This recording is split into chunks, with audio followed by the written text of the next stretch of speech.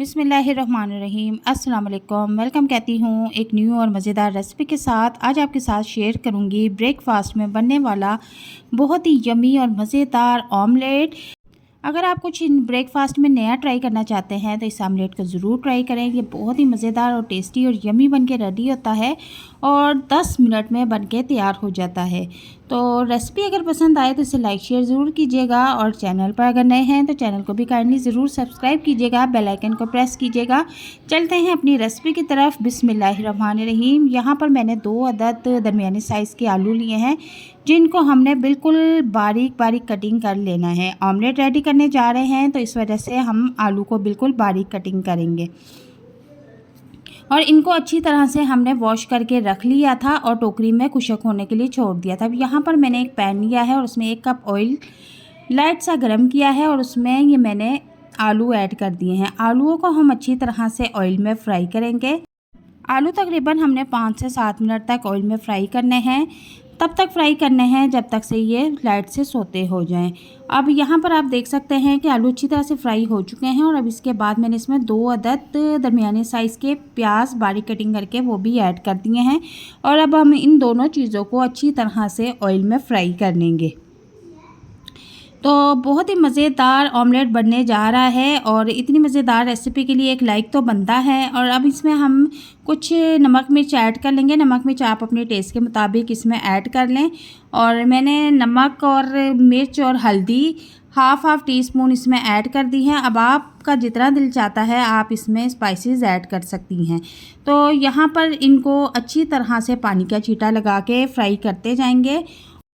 अब इसमें 1 अदद दरमियाने साइज़ का टमाटर लेंगे और उसे बारीक चॉप करके उसको भी इसमें ऐड कर देंगे और उसको भी इन आलूओं के साथ अच्छी तरह से भून लेंगे। तो यहाँ पर अब आपने नमक मिर्च अच्छी तरह से चेक कर लेनी है। और यहाँ पर आप देखें कि आलू हमारे अच्छी तरह से गल चुके हुए हैं और अब चारों साइड पे इस तरह से हल्के हल्के से होल कर देंगे इस तरह से, ठीक है। और अब इसमें हम एक एक करके अंडा ऐड करना शुरू कर देंगे।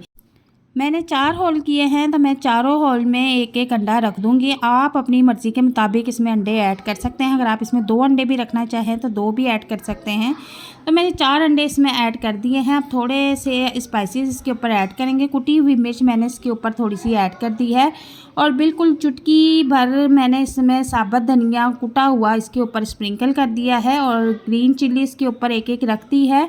और इसके बाद मैं इसमें हरी प्याज जो होती है उसको बारीक कटिंग करके वो भी इसके ऊपर मैंने रख दिया है। अब इसको हम तकरीबन 2 मिनट के लिए कवर कर देंगे बिल्कुल लो फ्लेम पे। 2 मिनट के बाद मैंने इसका कवर हटाया है तो माशाल्लाह से हमारा जो ऑमलेट है वो बनके रेडी है और बहुत ही मज़े की खुशबू आ रही है।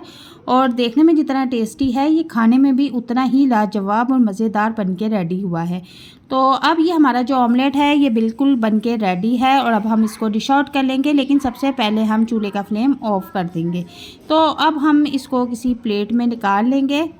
मैं आपको प्लेट में निकाल के दिखाती हूँ और टेस्ट करके बताती हूँ कि ये कैसा बना है। और देखने में तो ये बहुत ही कमाल का टेस्टी लग रहा है।